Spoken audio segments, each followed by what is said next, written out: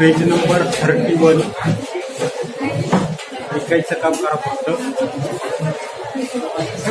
तर आपण असणार जी काही तिसरी ऍक्टिव्हिटी जी आहे की add potassium chromate solution to the barium sulphate solution. तर या ठिकाणी माझ्याकडं असणारे काही पोटॅशियम क्रोमेट जे आहे तर त्या पोटॅशियम क्रोमेटचं त्या ठिकाणी सोल्युशन माझ्याकडे आहे. त्याच्यानंतर दुसरं असणारं ते काही बेरियम सल्फेट जे आहे तर त्या बेरियम सल्फेटचं सोल्युशन. तर यांची रिॲक्शन झाल्यानंतर आपल्या लक्षात येतं नसते येलो पीपीटी जी आहे तर ती येलो पीपीटी तयार होतात. येलो पीपीटी होते की नाही ते आपल्याला लगेच लक्षात येतं.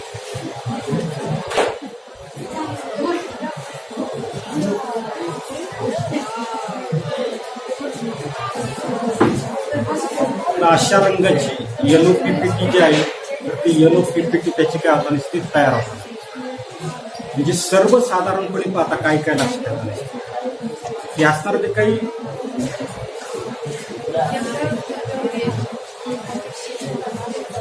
पोटॅशियम क्रोमेट K2CrO4 याच्यामध्ये काय करायचं की सर्वसाधारणपणे काय ऍडिशन केलं आपण त्याच्यामध्ये बेरियम सल्फेट जे आहे तर ते बेरियम सल्फेट त्याच्यामध्ये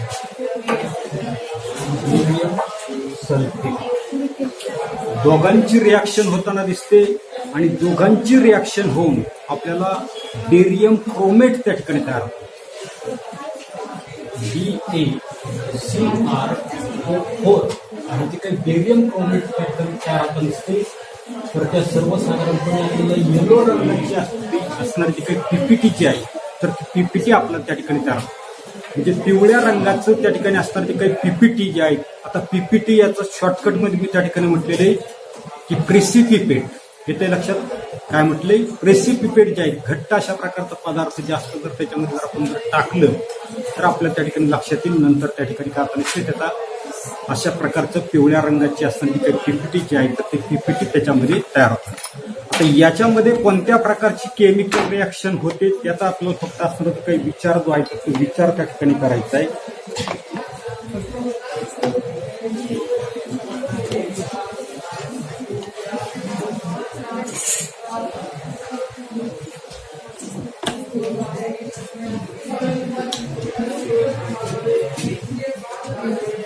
पुढे तर याच्यामध्ये कलर चेंज जो आहे तर तो कलर चेंज आपण पाहिलं की याच्यामध्ये काय होतं नसतं पिवळ्या रंगाची असणारी काही पीपीटी जी आहे तर ते पीपीटी तयार होतं. गॅस युव्हर्ड जो आहे तर तो कोणत्या प्रकारचा गॅस जो आहे तर तो गॅस त्या ठिकाणी तयार होता नसतो. त्याच्यानंतर आपल्याला पुढे सांगितलं की टेम्परेचर जो आहे तर त्या टेम्परेचरचा जर आपण त्या ठिकाणी विचार जर केला तर कोणत्या प्रकारचं टेम्परेचर जे आहे तर ते टेम्परेचर त्या ठिकाणी वाढत नाही. हात लावून पाहिलं तर आपल्याला जसं तापमान आहे तर तसंच त्या ठिकाणी. त्याच्यानंतर नेचर ऑफ द चेंज कशा प्रकारचा बदल झाला तर त्याच्यामध्ये आपल्याला सांगता येईल की सर्वसाधारणपणे केमिकल चेंज जो आहे तर तो केमिकल चेंज आहे. त्याच्यानंतरची पाचवी असताना जे काही ऍक्टिव्हिटी जी आहे तर त्या पाचव्या ऍक्टिव्हिटीमध्ये आपल्याला ऍड सोडियम कार्बोनेट काय सांगितलं सोडियम कार्बोनेट आहे Na2CO3. या सोडियम कार्बोनेटमध्ये काय ऍड करायचं असेल तर आपल्याला कॅल्शियम क्लोराईड जे आहे तर ते कॅल्शियम क्लोराईड त्याच्यामध्ये कॅल्शियम क्लोराईड तर दिसताना तुम्हाला दोन्ही त्या ठिकाणी सारखेच दिसतात बरोबर. आता याच्यामध्ये सर्वसाधारणपणे ही जी आहे माझ्या हातामध्ये ही त्या ठिकाणी कॅल्शियम क्लोराईडच्या ठिकाणी थोडासा कागद असला तर पटकन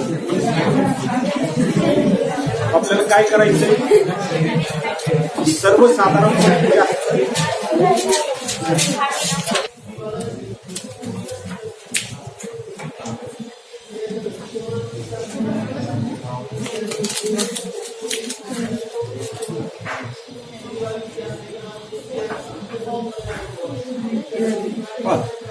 हे दोन्ही काय करायचे एकमेकांमध्ये ऍड करायचे. मी टोटल ऍड करतोय एकाच याच्यामध्ये करतोय. फक्त फरक लक्षात घ्या आत्ताच पाहून नेमकं कसं दिसतं आणि ओतल्यानंतर काय होतंय तर ते आपल्याला त्या ठिकाणी पाहिजे.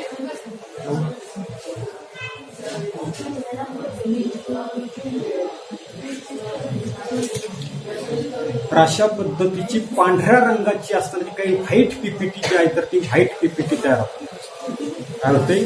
पांढऱ्या रंगाची असणारी काही व्हाईट पीपीटी जी आहे तर ती व्हाईट पीपीटी त्या ठिकाणी तयार होत असते. जी सर्वसाधारणपणे या ठिकाणी आपल्याला व्हाईट पीपीटी जी आहे पांढऱ्या रंगाचा असणारा जो काही अवसेप जो आहे तर तो अवसेप त्या ठिकाणी तयार होता. फक्त लक्षात ठेवायचे. पुढे आपल्याला त्याचे असणारे जे काही रासायनिक अभिक्रियाच्या वेळेला आपण पाहू तर त्यावेळेला पुन्हा आपण त्या ठिकाणी रिॲक्शन जे आहे तर ते रिॲक्शन त्या ठिकाणी. त्याच्यानंतर 5वं दिलेले पहा, नीट ऐका मी काय बोलतोय काय वाचतोय. एक फॅलिक अनहायड्राईड. काय म्हणतोय मी? फॅलिक. पीएच चा उच्चार मी सायलेंट ठेवतो. काय वाचतोय? फॅलिक अनहायड्राईड. अनहायड्राईड म्हणजे विदाऊट वॉटर. ते लक्षात काय म्हणतोय मी? विदाऊट वॉटर त्याला म्हटलेले अनहायड्राईड. ते फॅलिक अनहायड्राईड इन द इव्हॅपोरेटिंग डिश. जी चिनी मातीची असणारी काही वाटी जी आहे तर त्या चिनी मातीच्या वाटीमध्ये काय करायचं आपल्याला सर्वसाधारणपणे या ठिकाणी असणारे काही फॅलिक अनहायड्राईड जे आहे तर ते फॅलिक अनहायड्राईड त्या ठिकाणी. पुढे close the end of the steam of the funnel with ते कॉटन प्लग. आता या ठिकाणी आपल्या लक्षात येतं त्याची फनेल जी आहे तर ती फनेल मी त्या ठिकाणी काढतोय. परंतु ती फनेल काढत असताना मी खरं उलट काढतो. अशा पद्धतीचे फनेल हे जे असणारं ते काही फनेल जे आहे तर ते फनेल काय करायचंय त्याचं असणारं ते काही टोक जे आहे तर ते टोक आपल्याला त्या ठिकाणी क्लोज करायचे. ते क्लोज करण्यासाठी मी कॉटन जे आहे कापूस जे आहे तर त्या कापसाचा फळा याच्यामध्ये टाकला की जेणेकरून जी काही स्टीम त्या ठिकाणी तयार होईल तर ती स्टीम याच्यामधून त्या ठिकाणी जाणार नाही. म्हणून काय केलेलं फनेलचं असणारं ते काही टोक जे आहे तर ते टोक काय केलेलं मी कॉटन प्लग जे आहे तर त्या कॉटन प्लगनं त्या ठिकाणी काय करणार क्लोज करणार. त्याच्यानंतर पुढे keep this funnel inverted on the evaporating. याच्यामध्ये असणारी काही इव्हॅपोरेटिंग डिश जी काय असेल तर त्या इव्हॅपोरेटिंग डिशवर काय करायचं मला या ठिकाणी ही जे काही असतं ती काही चिनी मातीची वाटी जी आहे तर त्या चिनी मातीच्या वर बरोबर मला काय करायचं ही जी काही फनेल जे आहे तर ते फनेल उलट त्या ठिकाणी टाकायचंय.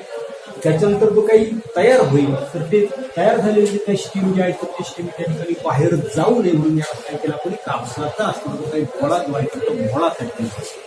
पुढे heat the evaporating dish on a tripod stand slowly on a low flame. हे जे असणारं टोटल असणारं जे काही साहित्य जे आहेत मटेरियल जे आहे तर ते काय ते तिवई जे आहे तर त्या तिवईवर ठेवायचंय आणि अतिशय मंद ज्योतीनं काय करायचं तर त्याला उष्णता जी आहे तर ती उष्णता त्या ठिकाणी. आणि प्रश्न आपल्याला विचारलेला आहे की what did you observe in the funnel during the heat.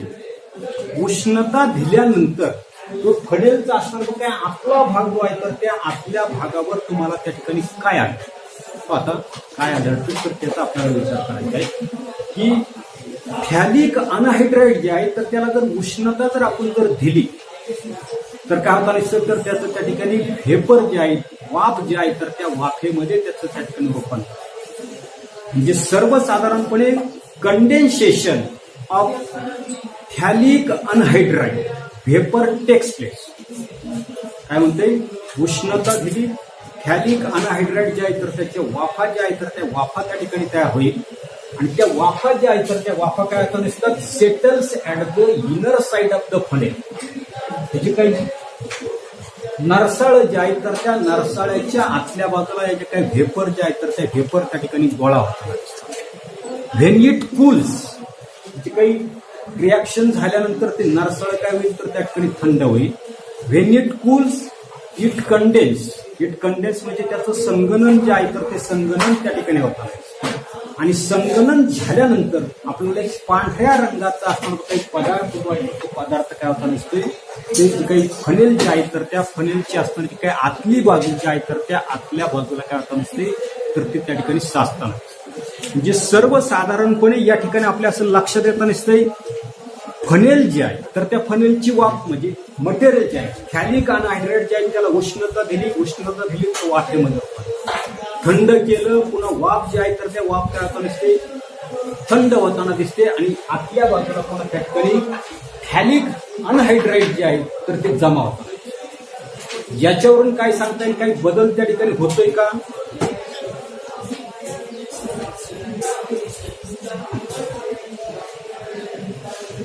काहीच लक्षात येत.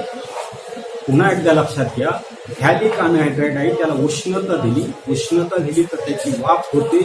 ती वाफ काय होत नसते, ती पॅक असल्यामुळे आतल्या बाजूला त्या ठिकाणी साचते. त्याच्यानंतर हे काही रिॲक्शन जे आहे तर रिॲक्शन आपण थांबवणार आहे. थंड झालं की जी काही वाफ जी आहे तर त्या वाफेचं काय होतं नसते, क्रिस्टल जे आहे ते क्रिस्टल आतल्या बाजूला त्या ठिकाणी जे कोणत्याही प्रकारचा नवीन अशा प्रकारचा पदार्थ जो आहे तर तो पदार्थ त्या ठिकाणी तयार होत येते. आणि म्हणून या ठिकाणी आपल्याला सांगता येईल की नेचर ऑफ द चेंज जे आहे तर ते नेचर ऑफ द चेंजच्या बाबतीमध्ये आपल्याला सांगता येईल की सर्वसाधारणपणे या ठिकाणी फिजिकल चेंज असतो. पुन्हा त्या ठिकाणी ते असताना भरपूर तुम्ही काढलं पुन्हा ते काय होता नसतं तर त्या ठिकाणी थॅलिक त्या ठिकाणी अनहायड्राइड जे आहे तर ते थॅलिक अनहायड्राइडचं आपल्याला त्या ठिकाणी मिळताना दिसते. म्हणजेच कोणत्याही प्रकारचा नवीन अशा प्रकारचा असणारा जो काही पदार्थ जो आहे तर तो पदार्थ आपल्याला त्या ठिकाणी मिळत. आता पुढे फाइंड आउट म्हटलेले, observe and keep a record of physical and chemical changes that you experience in your daily life. मात्र दैनंदिन जीवन जे आहे तर त्या दैनंदिन जीवनामध्ये अशी कोणकोणते तुम्हाला त्या ठिकाणी भौतिक आणि रासायनिक बदल त्या ठिकाणी आढळून येताना दिसतात, तर याची असणारी काही नोंद जी आहे तर ती नोंद तुम्हाला त्या ठिकाणी ठेवा. आता ती नोंद तुम्ही ठेवा. आता पुढे, हे physical change takes place due to the change in the parameters such as temperature and pressure. की कोणताही असणारा तो काही भौतिक बदल जो आहे तर त्या भौतिक बदल कधी घडून येताना दिसतो, तर आपल्या असं लक्षात येतं नसतं की एखादा असणारा काही पदार्थ जो आहे तर त्या पदार्थाचं असणारं ते काही तापमान जे आहे तर त्या तापमानामध्ये आपण त्या ठिकाणी बदल केला, किंवा त्या पदार्थ जो आहे तर त्या पदार्थाचा असणारा काही दाब जो आहे तर त्या दाबामध्ये जर त्या ठिकाणी जर बदल जर केला तर तो असणारा जो काही पदार्थ जो आहे तर त्या पदार्थाचे असणारे काही पॅरामीटर जे आहे तर ते पॅरामीटर त्या ठिकाणी बदल. उदाहरणार्थ आपल्याला लक्षात येतं नसते की बर्फ काय केला, कोणी तापमान काय केले, वाढवलं तर काय होईल, पाण्यामध्ये रूपांतर होईल. त्याच्यानंतर पाणी जे आहे तर त्या पाण्याचं तापमान काय केलं, कोणी कमी केलं तर कशामध्ये रूपांतर होताना दिसतंय, बर्फामध्ये रूपांतर. म्हणजे असणार जे काही टेम्परेचर जे आहे तर त्या टेम्परेचरमध्ये बदल करून काय करू शकतो आपण त्या ठिकाणी, ते असणार काही बर्फ जो आहे तर ते बर्फामध्ये त्या ठिकाणी बदल जो आहे तर तो बदल त्या ठिकाणी. अशाच पद्धतीने यात्रेच्या काळामध्ये तुम्ही बर्फाचे असणारे काही गोळे जे आहेत तर ते गोळे तुम्ही त्या ठिकाणी खाली असाल, ते 10वीला आपण त्या ठिकाणी पाहणार आहे. पुढे 5वं प्रकरण आहे तर त्याच्यामध्ये आपण पाहणार आहे की याच्यामध्ये काय होता नसतं, बर्फाचा असणारा जो काही गोळा जो आहे तर तो किसला जातो. किसल्यानंतर काय केलं, हाताच्या साहाय्याने त्याच्यावर जर दाब जर दिला, येते का लक्षात, तो गोळा जर आपण हातामध्ये घेतला म्हणजे त्याचा असणार तो काही किस तो हातामध्ये घेतो म्हणजे त्याच्यावर काय करत नसतो आपण एक दाब दिला.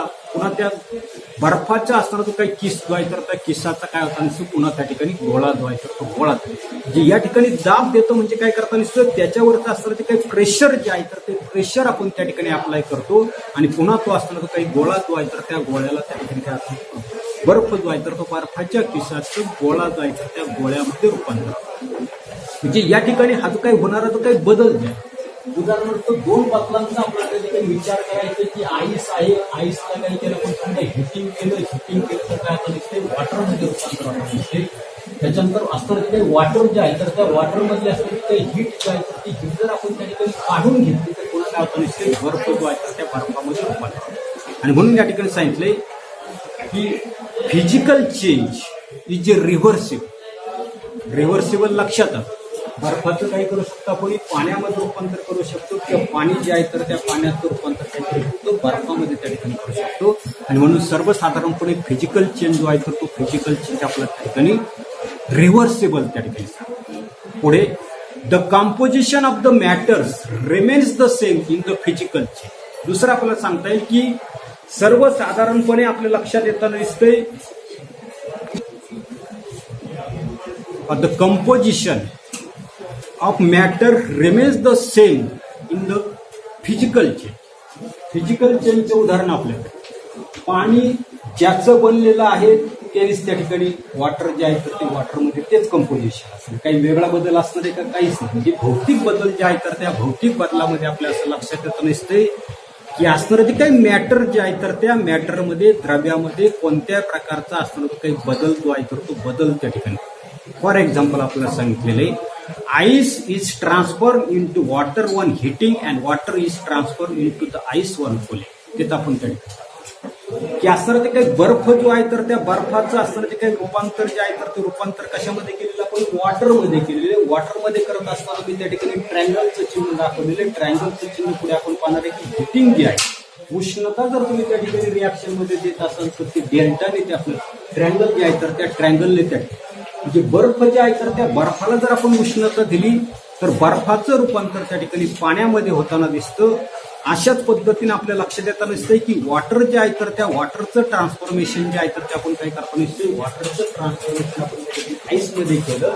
आईसमध्ये केलं म्हणजे या ठिकाणी मी काय म्हटलेले मायनस म्हटलेलं म्हणजे त्याच्यामध्ये असणारी काही उष्णता जी आहे तर ती उष्णता काढून घेतली जाते. कुलिंगमध्ये नेमकं तेच केलं जातं. कुलिंग करतो म्हणजे काय करतो तो असणारा जो काही पदार्थ जो आहे तर त्या पदार्थामध्ये उष्णता जी आहे तर तो उष्णता आपण काय करतो दिसतो काढून घेतो.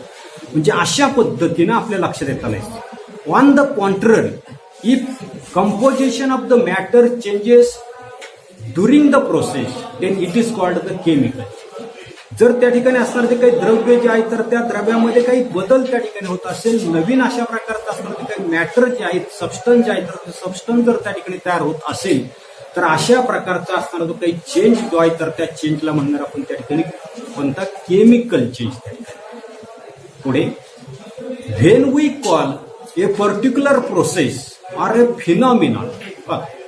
काय सांगितलंय when we call a particular change or phenomenon. Phenomenon म्हणजे एखादी असणारी काही घटना असेल तर ज्या वेळेला एखादी विशिष्ट अशा प्रकारची असणारी काही प्रक्रिया असेल घटना असेल तर त्यावेळेला आपल्याला काय सांगितलंय as a chemical change some chemical reactions takes place in the concern matter. ज्या वेळेला एखादा रासायनिक बदल त्या ठिकाणी होतो म्हणजे एखादी असणारी काही पर्टिक्युलर अशा प्रकारची प्रोसेस असेल विशिष्ट अशा प्रकारची घटना त्या ठिकाणी असेल किंवा दुसरं आपल्याला सांगितलंय पर्टिक्युलर अशा प्रकारचं त्या ठिकाणी फिनॉमिनॉन त्या ठिकाणी असेल तर आपल्या असं लक्षात येताना दिसते की त्याच्यामध्ये काही रासायनिक अशा प्रकारचे असणारे काही बदल जे आहेत तर ते बदल काय होताना दिसतात त्याच्यामध्ये घडून येतात. पुढे आपण पाहतोय की असणारी जी काही एखादी पर्टिक्युलर अशा प्रकारची प्रोसेस असेल पर्टिक्युलर अशा प्रकारचं इव्हेंट असेल पर्टिक्युलर अशा प्रकारचा फिनॉमिनॉन त्या ठिकाणी ज्या वेळेला घडतो ज्याच्यामध्ये रासायनिक बदल होतो म्हणजेच काय होता दिसतंय की त्याच्यामध्ये ते असणारे काही मॅटर जे आहे तर त्या मॅटरमध्ये काहीतरी असणारी जी काही रासायनिक अभिक्रिया जी आहे तर ती रासायनिक अभिक्रिया त्या ठिकाणी घडून येतात. हे chemical reaction is a process in which some substance undergo bond breaking. जी रासायनिक अभिक्रिया ज्या वेळेला त्या ठिकाणी घडते तर त्या वेळेला काही असणारे काही पदार्थ जे आहेत तर त्या पदार्थांमध्ये असणारे जे काही बंध जे आहे ज्याला आपण त्या ठिकाणी बॉन्ड्स म्हटलेले तर ते बॉन्ड्स काय होताना दिसतात ब्रेक त्या ठिकाणी होताना दिसतात. And transformed into a new substance आणि त्याच्यामधले असणारे काही बंध जे आहेत तर ते बंध त्या ठिकाणी ब्रेक होऊन नवीन अशा प्रकारचा असणारा काही पदार्थ जो आहे तर त्या पदार्थामध्ये त्याचं असणारे काही रूपांतर जे आहे तर ते रूपांतर त्या ठिकाणी होताना दिसतं. हे रूपांतर होत असताना आपल्याला सांगितलं की न्यू बॉन्ड फॉर्मेशन नवीन अशा प्रकारचा असणारा जो काही बंध जो आहे तर तो बंध त्या ठिकाणी तयार होताना दिसतो. द सबस्टन्स आता पुढे the substance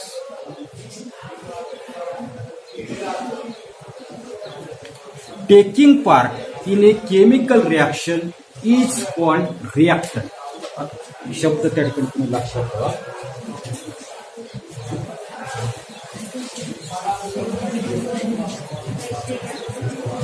The substance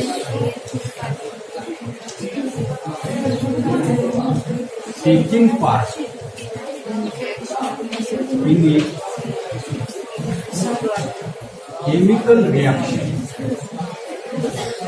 is called reactant. शब्द त्या ठिकाणी व्यवस्थित लक्षात ठेवायचे. रिॲक्टंट कशाला म्हणायचं प्रॉडक्ट जे आहे तर प्रॉडक्ट त्या ठिकाणी सर्वसाधारणपणे अशा प्रकारचा पदार्थ की जो पदार्थ काय करताना दिसतोय रासायनिक असणारी जी काय अभिक्रिया जी आहे तर त्या रासायनिक अभिक्रियेमध्ये भाग घेताना दिसतो. तर रासायनिक अभिक्रियेमध्ये भाग घेणारा जो काही पदार्थ जो आहे तर त्या पदार्थाला म्हणजे आपण रिॲक्टर मराठीमध्ये अभिकार The substance which can take the part in a chemical reaction is called as the reactant. पुढे आपल्याला त्या ठिकाणी सांगितले whereas the substance formed as a result of the chemical reaction by formation of a new bonds are called as the product. म्हणजे रासायनिक अभिक्रिया होऊन नवीन अशा प्रकारचा काही पदार्थ त्या ठिकाणी तयार होईल, न्यू सबस्टन्स त्या ठिकाणी तयार होऊ शकतो. आणि हा जो काही तयार झालेला जो काही नवीन अशा प्रकारचा असतो काही पदार्थ पाहिजे त्या पदार्थाला त्याला आपण त्या ठिकाणी उत्पादित जे आहे उत्पादित त्या ठिकाणी जे रासायनिक अभिक्रियेमध्ये जे पदार्थ भाग घेतात तर त्याला म्हणणार आपण त्या ठिकाणी रिॲक्टंट. आणि रिॲक्टंटची त्या ठिकाणी रासायनिक अभिक्रिया होऊन नवीन अशा प्रकारचे जेवढे काही तुम्हाला त्या ठिकाणी पदार्थ मिळतील तर त्या प्रत्येकाला काय म्हणतो आपण त्या ठिकाणी प्रॉडक्ट जे आहे तर ते प्रॉडक्ट आहे. तर या ठिकाणी सर्वसाधारणपणे एक उदाहरण जे आहे तर ते उदाहरण आपल्याला दिलेले पहा. For example formation of carbon dioxide gas by the combustion of the coal in the air. Reaction आपल्याला सोपी आहे. थोडक्यामध्ये मी त्या ठिकाणी म्हणते की combustion of air combustion of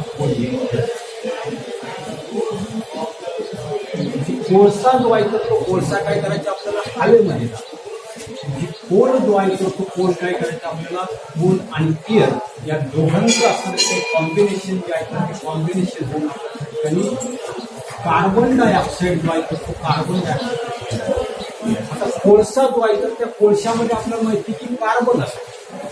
त्याच्यानंतर हवा जो आहे तर त्या हवेमध्ये ज्वलनाला मदत करणारा वायू जो आहे तो वायू ऑक्सिजन. आणि या दोघांचं जेवढ्याला कॉम्बिनेशन होतं तर त्यावेळेस कार्बन डायऑक्साईड. कार्बन आणि ऑक्सिजन दोन्हीच्या दोन्ही रासायनिक अभिक्रियेमध्ये भाग घेतात म्हणून या रिॲक्टंट पासून आपल्याला नवीन अशा प्रकारचा पदार्थ झाला तो झाला तर त्या ठिकाणी carbon dioxide. Carbon dioxide product म्हणणार आहे. एवढाच भाग जो आहे तो एवढाच भाग आपण या तासाला बघते. पुढील भाग पाहू. धन्यवाद.